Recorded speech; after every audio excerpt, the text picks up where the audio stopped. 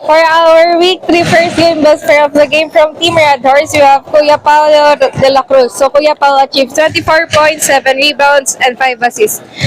Kuya Pao, gaano yung eager nyo manalo ngayon? Gaano kayo kauhaw sa panalo ngayon since nga natalo kayo ng 2 beses nung mga nakaraang week? Oo, yun kasi sayang yung mga game namin nung first at second game eh.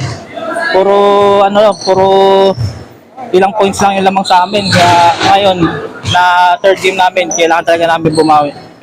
So, second kuya, since kanina natambakan po kayo, tas parang naging 12 lang yung score nyo as a team. Kuya, ano yung naging adjustment nyo since sa tingin nyo po ba may pagkukulang pa po kayo na ginawa kanina?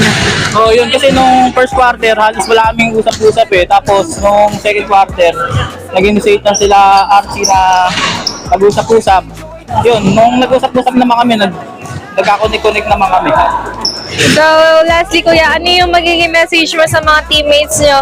And sino pa po yung gusto nyo batiin and pasalamatan po? Yun, salamat sa Team Red Doors dahil sa effort natin, nanalo tayo. Shoutout sa coach namin, si RY, kay Jod, sa mga teammates ko. Tsaka binabati ko pala si Cake, tsaka si Dina nasa bahay. De La Cruz family, tsaka Narbas family.